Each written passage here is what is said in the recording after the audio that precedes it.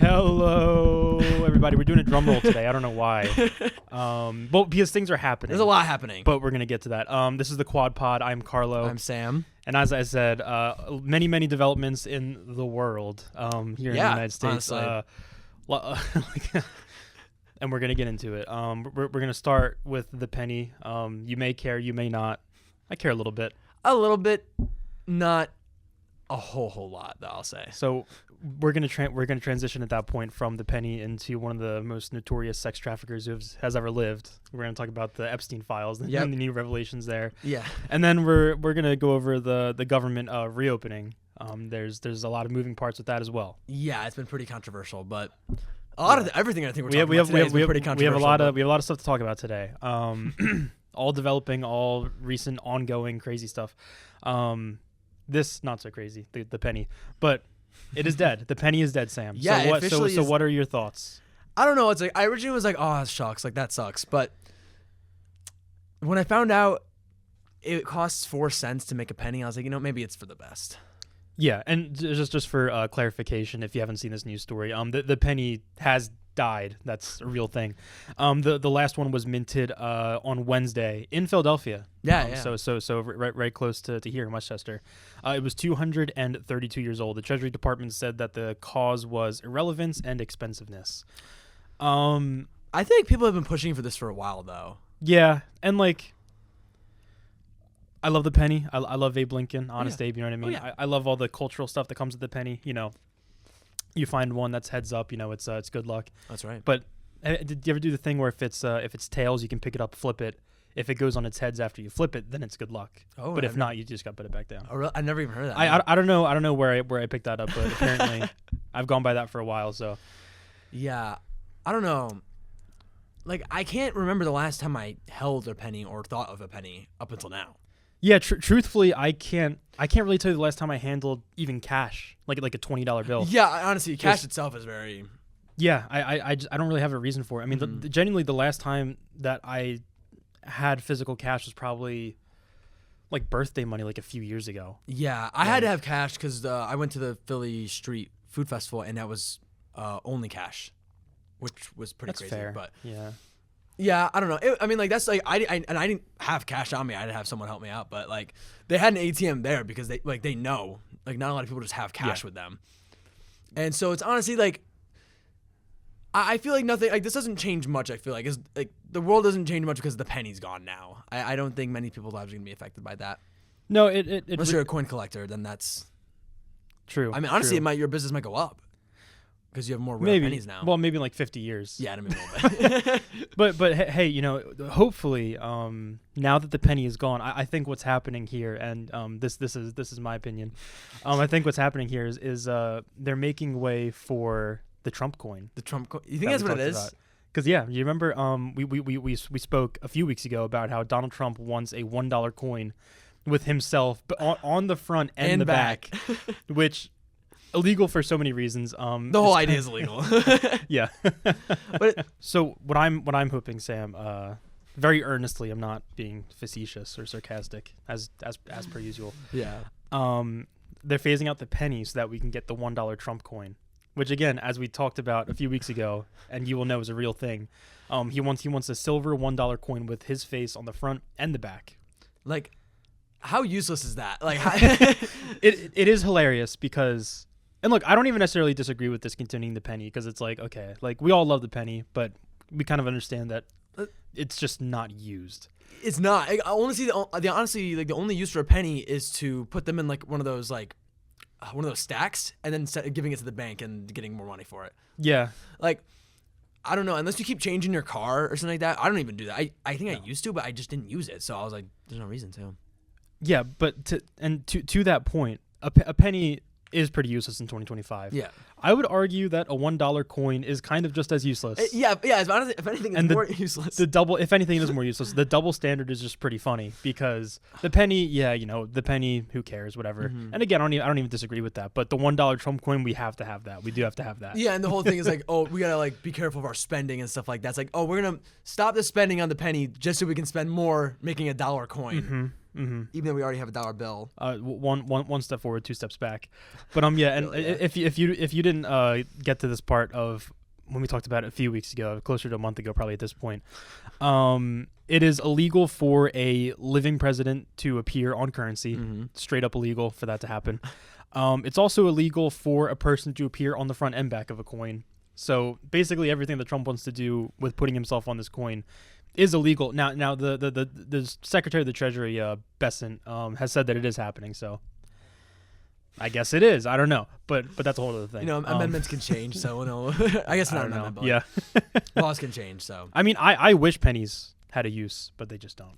I mean, like most coins, though. Yeah. Like I mean, like at this point, like I would raise you this though. Sorry to interrupt. Go ahead. The one coin that does still have a use, quarters, because to scratch my lottery tickets. Well, you do any coin. Yeah. Arcades, yeah. Which is that's. Quarters. Yeah, I see that. I mean, if you're gonna get rid of the penny, nickels and dimes aren't really doing much either. I'll be honest with you. Like that is true, and like I hate to be the guy that's like they all gotta go, but if we're playing this game, that is true. Like who's using dimes and nickels? Like honestly, they're just for like collecting and then rolling and then getting more money for it. Like I don't know where that's like coming. Like I don't know who's still using coins. Like let alone the amount of people that still use cash. You know what my favorite coin is though? What is it? A little bit unrelated. The JFK $50. You ever seen one of those? those? Yeah. It's like it's big. It's hefty. Yeah, I was saying it's quite big. Yeah. If you like chuck that at somebody's head, you can knock them out with it. It's a chunky coin. I like it. Do you think in like 50 years, like? You know the whole thing about like if you drop a penny off the Empire State Building, it could kill someone? Like, do you think in 50 years they could be like, what if you drop the Trump coin off the Empire State Building? Trump would be like, they're going to be like, it would actually save a life. I hope 50 years from now we don't even have to have the existence of a Trump coin. I would hope. But If the Trump coin usurps the cultural significance of the penny, then I think we're in deeper shit than we realize. That's what I would say about that. But I guess, hey, speaking of our guy, we can move on to what I expect will be our main topic of discussion today. Yeah. So, unless you live under a rock, you most definitely have heard of the Epstein releases that have occurred. The House Oversight Committee released, I think it was upwards over 20,000 emails. Yeah, that's what I saw to and from Jeffrey Epstein, convicted sexual trafficker, sexual predator. You know who he is. A lot of it in relation to or mentioning the president, Donald Trump, in not so flattering ways. Yeah, not at all. Honestly. Not at all. Yeah. So, and again, I want to make sure that we're kind of covering all our bases with this because there's a lot happening with this. So the government has reopened. We're going to get to that in a bit. Yeah, definitely. But that is important because to understand what is going to happen like in the coming weeks, you kind of have to have a foundational understanding of all of this. So the government reopened. Representative Adelita Grijalva was sworn in after being basically denied that privilege by Speaker of the House Mike Johnson for the entire shutdown. Did she end up suing? I know that she did sue. Now that she's sworn in, I don't know the state of that now that she is sworn in. Yeah, but that was the thing that was happening. But yeah, she was denied the privilege of being sworn in for. Well, I say privilege. It was the right to be sworn in because she won her election. Yeah. And Mike Johnson was denying that, which, as far as I understand, is if not illegal, highly, highly unusual. It's never been done before, that type of thing. Yeah, it was all just like he had this whole thing about Democrats getting to work, and then he's also just stopping them from. He had the House dismissed. He said Democrats need to get to work. The House was dismissed, and yes, he was not swearing her in. So what work was he supposed to do? That was a very smart thing that he was saying about a few weeks ago. But from the numerous smart things that smart things. So the government is reopened. Representative Grijalva is sworn in, representing her district in Arizona. She became the 218th vote on the discharge petition to force a vote. And again, it's not releasing the Epstein files outright. The discharge petition is forcing a vote on the floor of the House, and if it passes the House and the Senate, vote to release the Epstein files. So it's not a direct measure, but it's kind of it's forcing a vote. I don't have a fancy way to put that. You know what I mean?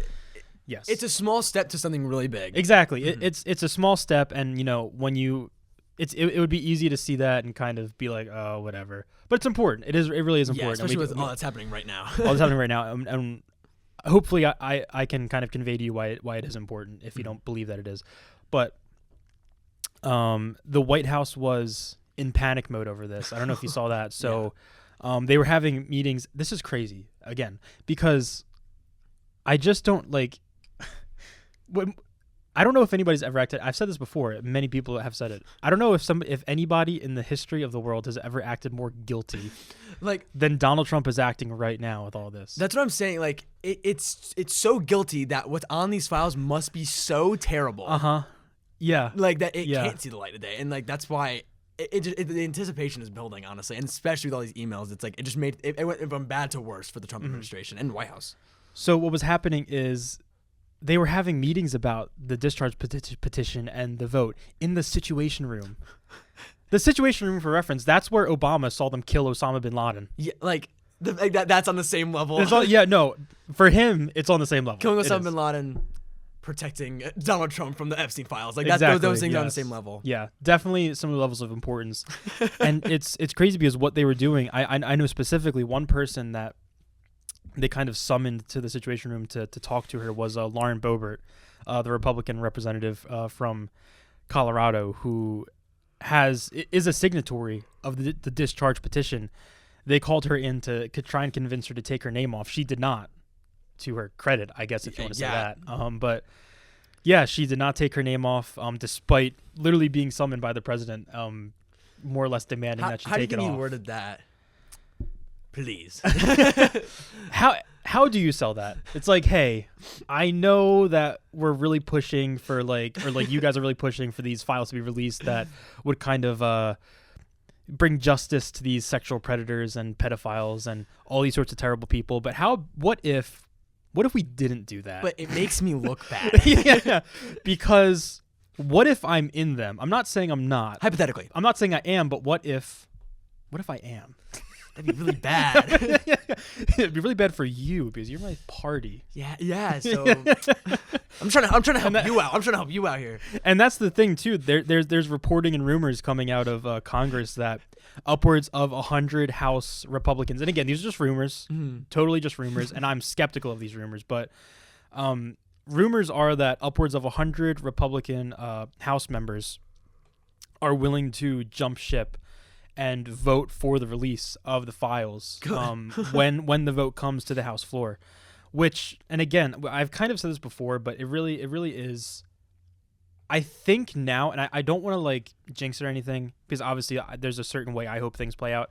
But you look at all the evidence, and I see kind of a paradigm shift in terms of the MAGA movement, the MAGA alliance, the loyalty going on there.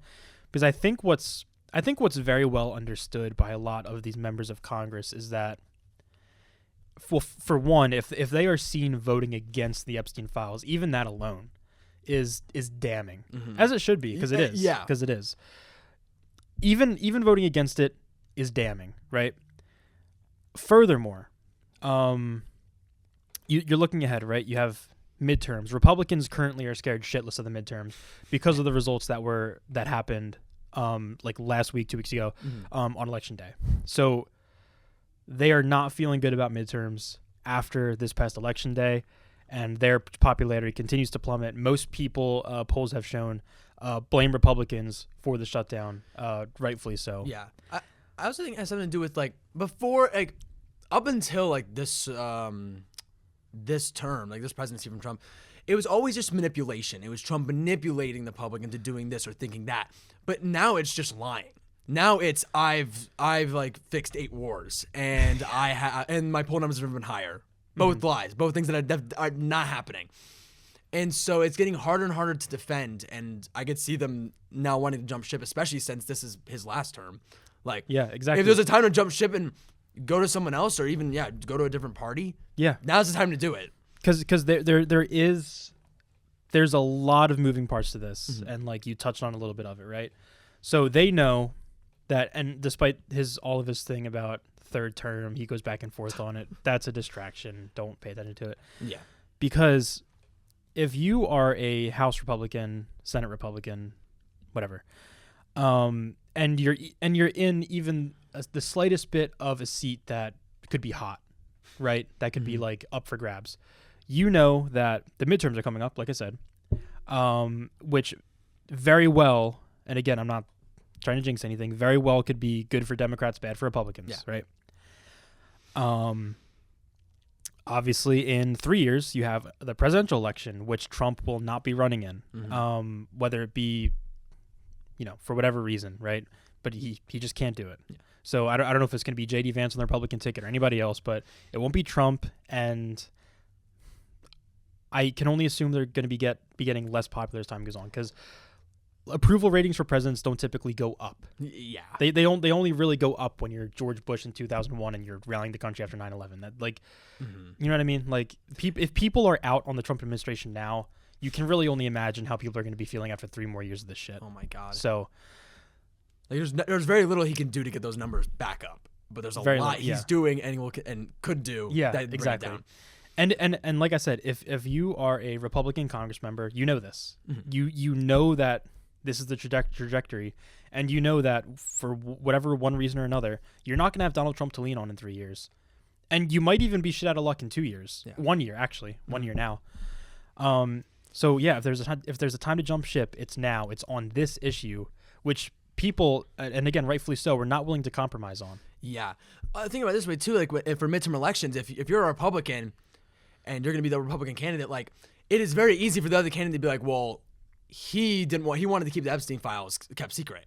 Yeah. And that will sway the public. Like, that's just it's a sign that you don't know what the hell you're doing. Seriously, if you're in the slightest bit of a position where your seat is up for grabs, you are giving your opponent not even a layup, like a slam dunk. It's like you're giving them the ball next to like a Fisher Price like 3-foot basketball net. Yeah. Right? It's too easy, honestly. And so it is honestly career suicide to like try to keep the Epstein files from getting out. You would think. Yeah. I mean, we'll see when midterm. We'll see. I mean, there's really no way to say. I mean, I'll say that, right? Like, but speculation from us. Yeah. For as much as we know, but yeah. I don't know. Like you said, I wouldn't be surprised if those rumors are true. That people are now like, okay, well, now that it's gonna happen, let's jump ship and let's just let the files come out. Yes. And just a few more procedural things, then we can actually get to the content of the emails, which is the most interesting thing. So it looks like it actually is expected to pass the House. Now, the Senate is where it is probably going to run into trouble. It might not pass the Senate, but again, that's important because if you're voting against the Epstein files, that's damning. Yeah. Regardless. Okay, but let's assume it passes the Senate, right? It goes to the president's desk, and Donald Trump. We talked about this before. If that goes to the president's desk, Donald Trump is going to veto it. And that would be incredibly damning. That would be a watermark moment in the presidency. Either way, the truth's going to come out if it reaches Trump. It will. Yes, because if he vetoes it, then basically Yeah. Another thing to consider is that, and this is like really if things get crazy, like, and you would almost have to look if like the Democrats like sweep in the midterms for this to happen. But presidential vetoes can get overridden. That is a thing that can happen. It's a 2/3 vote in both houses. And again, like, unless there are more things that are leaked that are like even more damning than anything else, or you're looking forward a year to the midterms, Democrat sweep, that's an unlikely situation, but just something to be aware of. It's a thing that could happen in like. Yeah. So even if he does veto it, which again would be a sign of like proof that there's something incriminating on there. Yes, exactly. I mean, if he declines it, then it can be vetoed. So hopefully, I mean, we'll see. So, okay. In terms of the content of the emails, right? Yeah, this is where things get kind of crazy. This is where things get a little crazy, and this is all very new stuff. I don't even know if the reporting is like complete on this because again, there was so right here from the New York Times, 23,000 pages of documents from Mr. Epstein's estate, was released hours after House Democrats had released all the emails. Mm-hmm. Oh, wow. So there's a lot going on here. Yeah, that suggested that Mr. Epstein believed Mr. Trump knew more about his abuse than he has acknowledged. So what have you seen from these emails before? So I read a few emails yesterday that were it was basically Epstein, in paraphrasing, explaining how like no one understands how evil Trump is. Like that. Like it's as if Epstein is the only one who really knows the dark side of Trump, which is scary to think about. That there might be way more worse stuff than we know about Trump. Yes. So it honestly, this like honestly like scared me more than anything, because I was just like, if what we know about Trump, if we already don't think about Trump in a good way, and he's saying Jeffrey Epstein, someone who did terrible things, is saying that Trump is even worse. Yes. I mean, like no one's gonna sit there and defend Jeffrey Epstein. And if he's saying it's worse, then how are people gonna defend Donald Trump after this comes out? Mm-hmm. I mean, who knows? Jeffrey Epstein could be.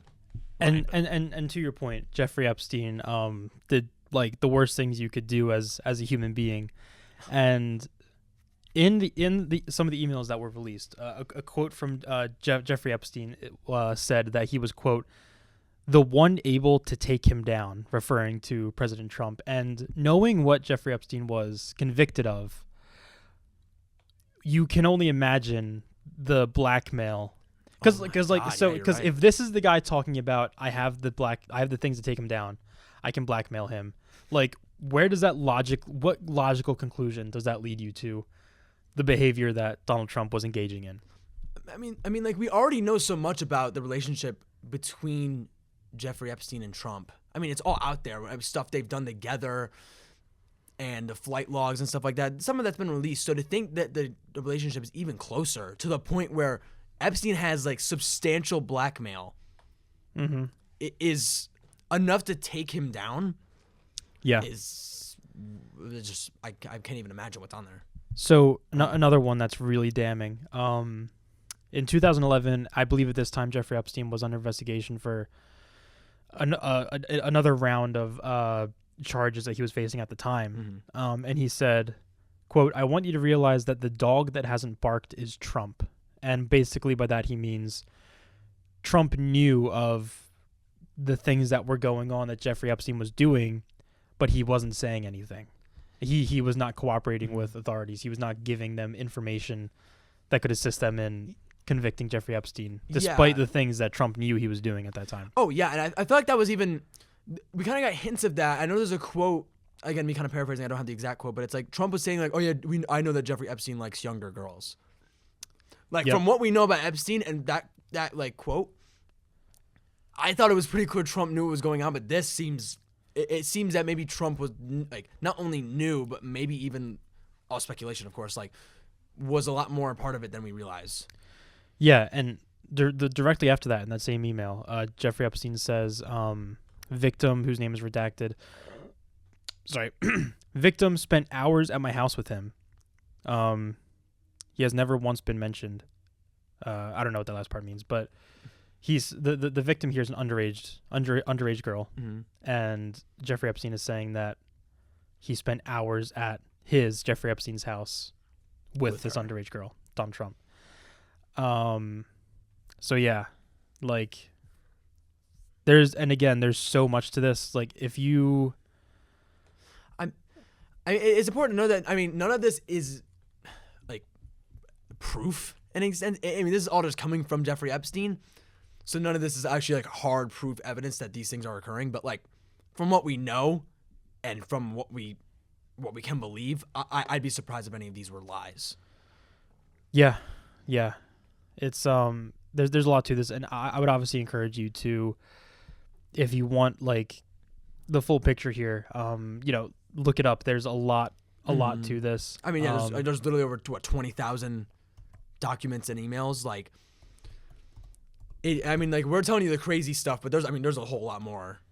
Yeah, so there's one email where Epstein says, that being said, Donald is fucking crazy. I told you that. Yeah. For such a deranged man as Epstein to look at Trump and say, yeah, he's crazy. Either he's delusional to his own craziness, or like he knows what he's doing, knows it's terrible, and also understands that Trump is not only on his level, but worse than him. Which, honestly, isn't surprising. in a sense, like, I mean, like, none of this is surprising in the sense we kind of knew to the sense that we believe that Trump is in the files in a very negative way. And so to hear this, it only propels that idea. And yeah. There was also, I think, it's like not necessarily funny, but there was an email where Epstein had said that Trump left a nose mark on a sliding glass door because he was looking at young girls that were in Epstein's pool. It's just so creepy. I wonder how he even brought that up. Like, I don't know. It was in an email, and again, I don't know why. I don't know why that was brought up in the emails, but just the image of that is so gross. Mm-hmm. Everything about the situation is gross. It's hard. I don't know. It's just hard to look at all of this and the way that he's acting, and just be like, no problems here. Because if he was being in any way like conducive to the release of these files, but he's not. Yeah, he isn't. And like the evidence that is out there already, like we know it's not the worst of it. Yeah, no, we know it's not the worst of it because this is just like the supplementary kind of like supporting documentation and whatnot. This is not. This is like the appetizer. Yeah, exactly. To the meal, like exactly. And the appetizer is this god awful, dude. I don't know. Yeah, but I guess in terms of what to expect, so Mike Johnson said that he's actually going to kind of fast track the vote on this. Surprisingly enough, I think that's only because at this point the vote is going to happen. Yeah. Like legally, the discharge petition has been signed. The vote's going to happen. Mike Johnson said that okay, we'll do the vote. I think they're planning currently on doing it.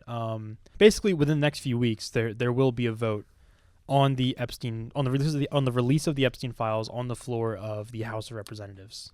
Question for you. I mean, this may be obvious. I just don't know. Like, or if you even know, like, if they're voting on it, does that mean they'll have access to them and we'll be able to see them? Or is it merely the idea of them? Yeah, so I don't believe they have. Members of Congress, I think, in various capacities, are briefed on classified things that the general public is not aware of. Mm-hmm. But generally speaking, no, they're not. I don't believe they're seeing partially or fully the files that they intend to release. Okay, it is just kind of like we want these to be released because this is information that not only is, important for the public to know, but is important for pursuing justice for, all of these crimes. So I don't think members of Congress are privy to, again, like the really substantial parts of the Epstein files. Yeah, so. I was gonna say, if they do release, like, will it be a bombshell moment for everybody who even voted on it? Because they'll be able to see what they even voted on. Yeah, no, I don't think so. Okay. No.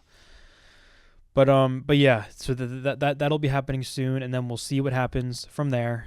Hopefully, I mean, it's looking like it's gonna get past the House. Senate's tricky though, like we said. Senate, yeah, I mean, we will see. So much has been focused on the House, we haven't even had time to really think about what the Senate's gonna say about it. But like we said, with the midterms coming up, we'll see. We will see, yeah. But yeah, I get so we can loop back around because I know that the only reason that basically this process has restarted with the Epstein files is because the government is operational again. It's back open. Mm-hmm. There's a lot to be said about that. Yeah, America's longest government shutdown. It was, I mean, this was just a couple days ago, so it was over 5 weeks, closer to like 6 weeks government shutdown. And obviously that includes, federal workers not being paid, critical services not being carried out by the government, like not a good thing. But we discussed it before. The Republicans basically were using it as leverage to get what they wanted in terms of the federal budget, and that's kind of where the controversy comes in because we kind of waited all this time, like because the Republicans were pushing for their bill that Democrats are saying no to, but now it seems the Democrats have just folded.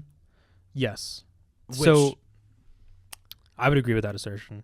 Yeah. And I think most Democrats would agree, I would think. Yeah. Because the fight at its core was over the extension of Obamacare healthcare subsidies that basically made healthcare significantly more affordable for many, many people who were using ACA healthcare. Yeah. They did not get those extensions. No. They didn't, point blank. Like they didn't get like some extensions or whatever. Like they didn't get the extensions.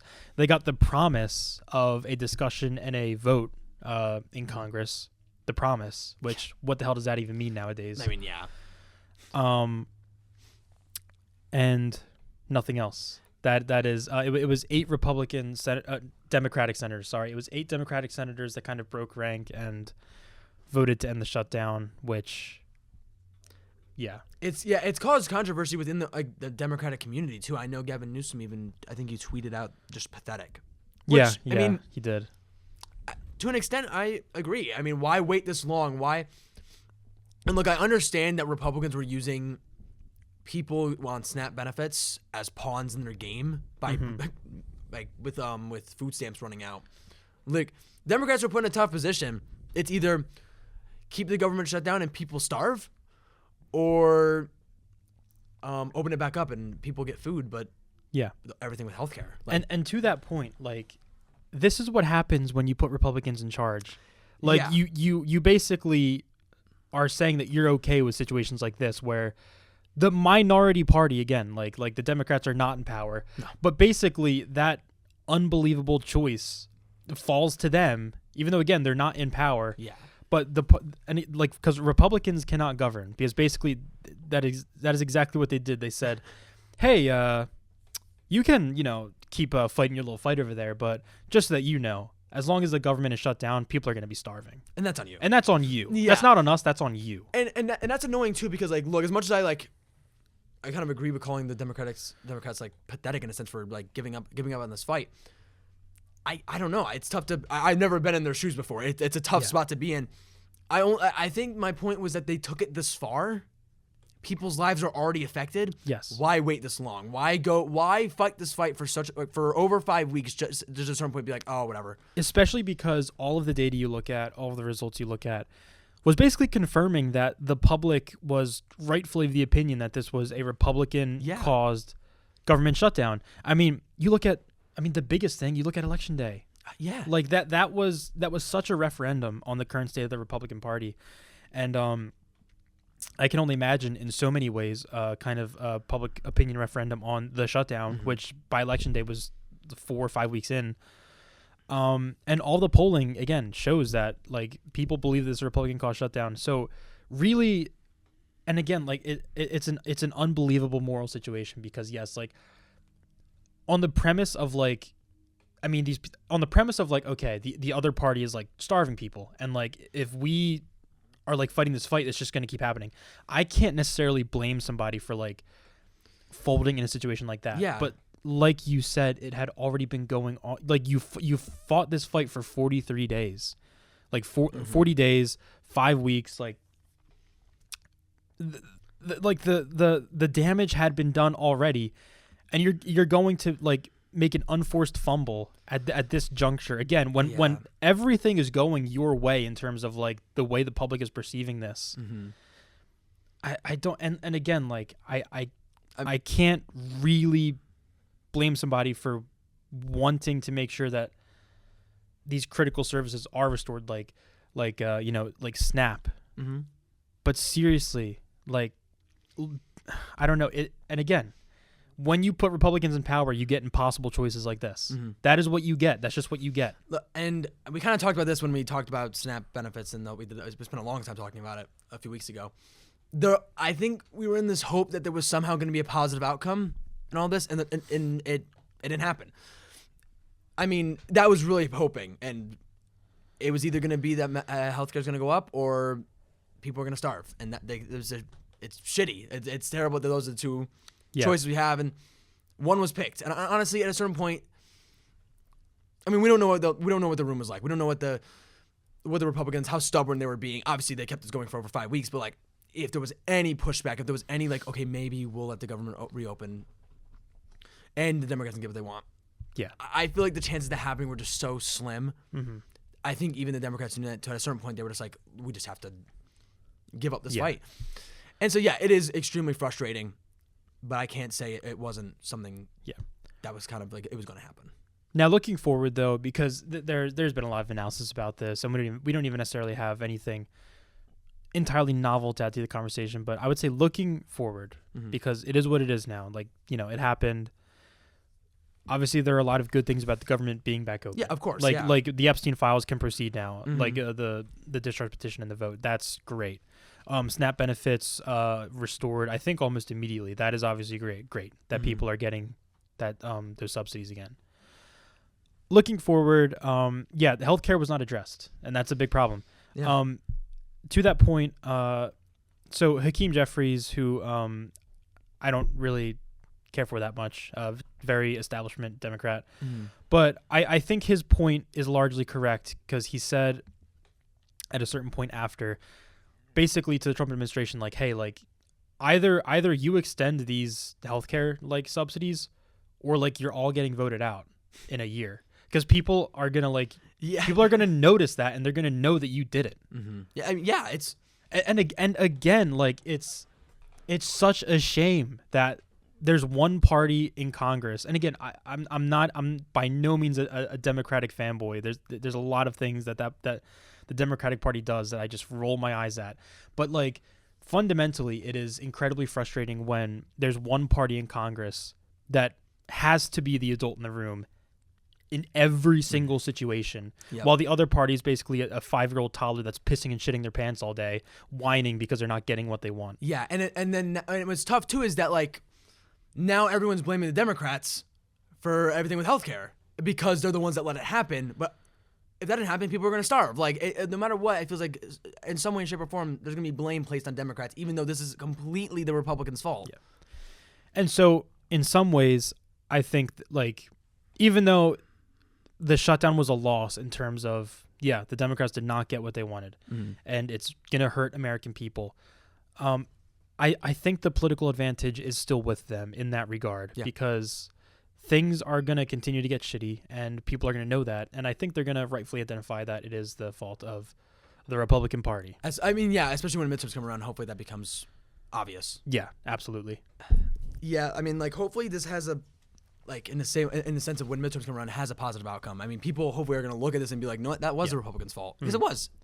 And I think the fundamental thing to understand with the midterms is that, and I think Gavin Newsom has been saying this for a while, but, and again, I'm not praising Gavin Newsom. I know, it feels like Gavin Newsom gets brought up a lot, but Gavin not Newsom, that we're like the biggest Gavin Newsom gets brought up a lot on this podcast, but he's always saying something though. Well, he is. But he's right. When you look forward to the midterms, which at this point is crazy to say, midterms are in less than a year. That is crazy to think about. Midterms are in less than a year, and that's a very positive thing to look forward to, because if we get out and vote in the midterms, effectively, the Trump presidency can be ended. Yeah. Like in a lot, not in every way, but in a lot of ways. If we get out there and we just vote out Republicans, I'm not even saying vote for Democrats necessarily, but if you just vote out Republicans, we can end this abomination Trump, of administration in a lot of ways. With how much crazy stuff Trump's been doing the past almost a year, like he kind of just shot himself in the foot. He left no choice but for the public to be like, yeah, you're doing all this stuff. We don't like this.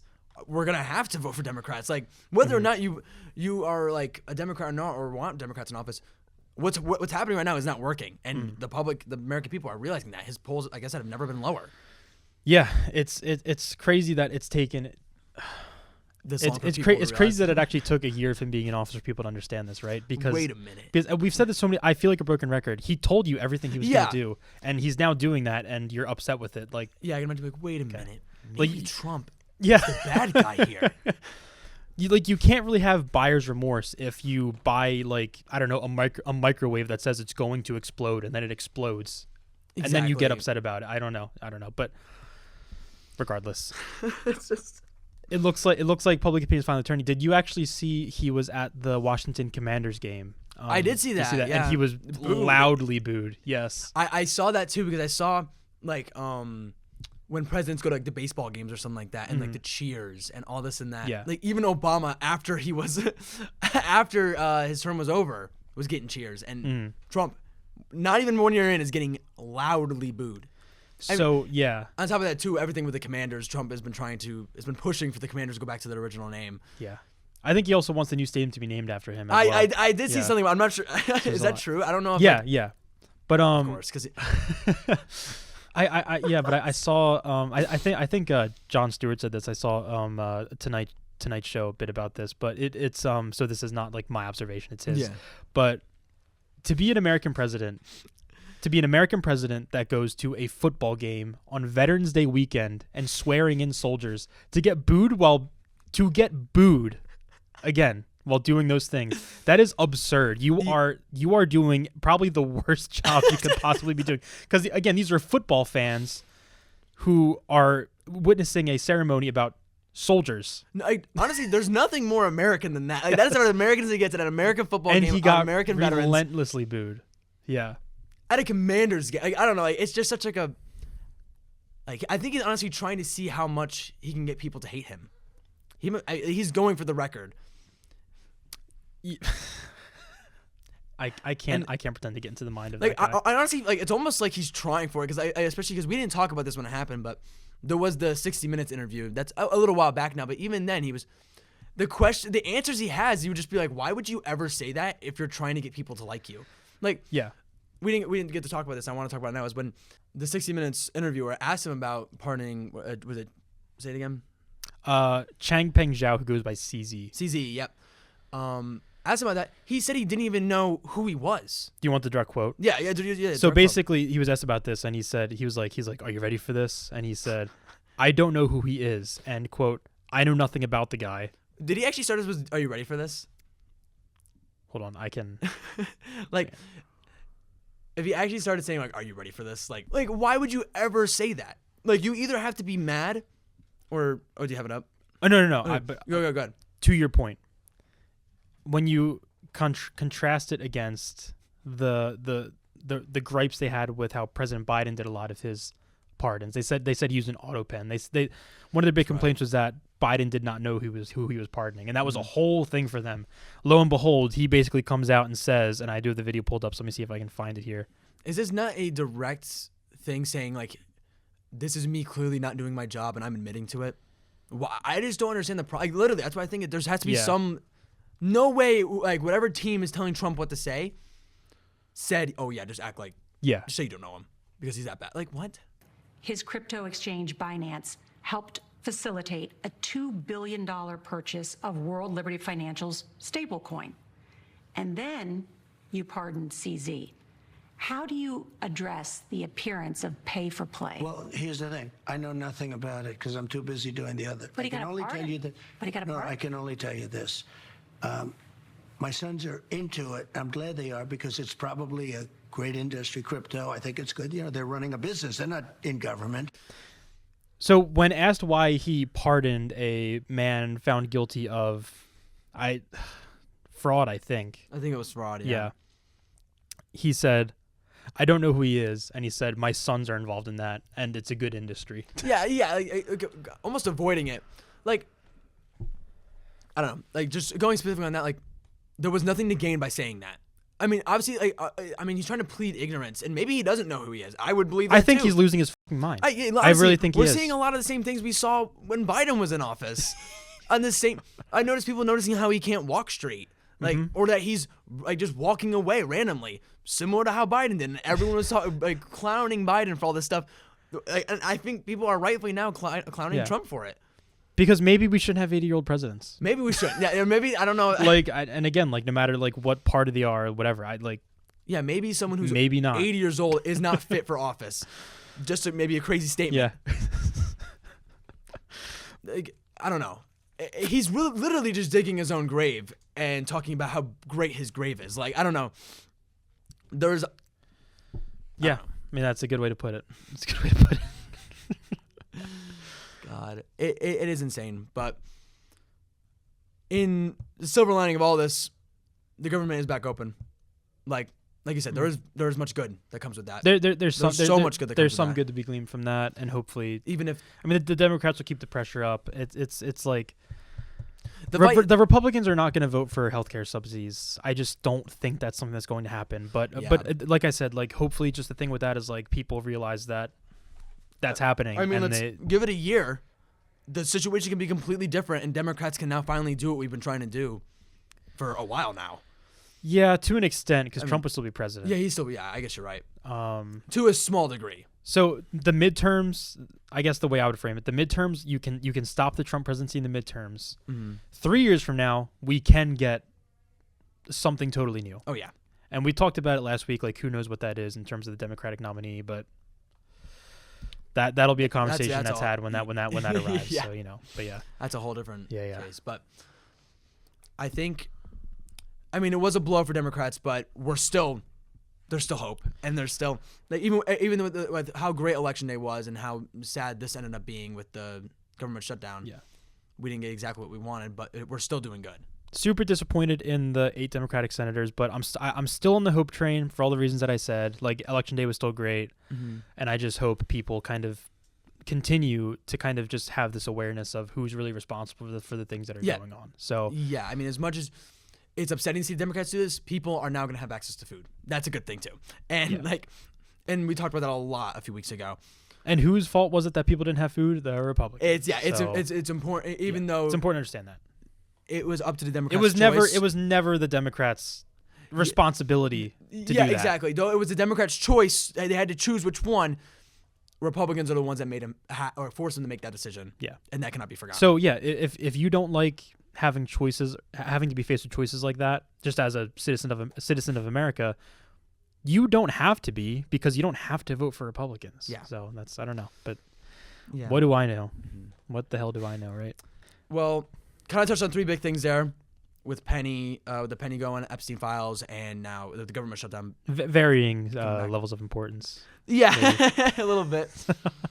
But a lot of this stuff is still ongoing, especially with the Epstein files, and we'll see what goes on with the whole government shutdown coming back. Yeah. I just I don't know, and this is a part of the wrap up. I'm not going to go on for too much longer. But I feel like this is an inflection point for the Republican Party, for MAGA, with the Epstein files really looking like. Because here's the thing, right? Even if Trump vetoes it time and time again, no matter how many times he does it, if a Democrat is elected in 2028, they're coming out. Oh my God, they're coming out. Yeah. So, are the odds of them actually getting released in the next 3 years pretty low? Admittedly, yes. I will say that, at least in my mind. It's tough because also with like Trump's declining health, as we've seen, as I talked about with similarities to Biden, there's certainly a world where Trump doesn't get to see the consequences for his actions. Yeah, with everything, it's tough to say and tough to. I mean, we'll cross that bridge when we get there, but all these things are hard to project. But I really think, like, I'll say this, like, pay very close attention to the things that are going to happen next. Yes. I really think we're at a point where things are going to turn one way or the other. And I was gonna say from that, like, if you can stomach it, do read the emails. It's heartbreaking, and it's crazy, and I can't imagine a lot of people can even try to defend what's in those emails. And I think most people don't. That's the thing. I don't think anyone can. I think exactly why the tides are turning a little bit. Yeah. So that's also I'll leave you with that again. Yeah. Like, there's room for hope here. Oh yeah, definitely. I really think there is. So just don't lose that. Move forward with that. Still a lot of stuff to be done, obviously, midterms and beyond. But just be nice to people. I think that's one of the main things you can do when things like this are going on. Yes. Be nice to each other. Support one another. One another. Find those things to help you get through every day. Mm-hmm. So yeah. And if it seems like healthcare is going to be going up, like, prepare. Like, be ready for that. Yeah. Don't be ignorant to what's going on. And vote accordingly. Yes. So that. But yeah, thank you so much for tuning in. Yeah, thank you so much for tuning in. A lot of big stuff going on. Yeah, keep that hope in your heart to the extent that you can. Yes. I think there is some. But yeah, thank you all so much for tuning in. I am Carlo. I'm Sam. I don't know. I was about to talk in the past tense. Hopefully that's not okay. But thank you so much, and we'll see you next week. Thanks. Bye.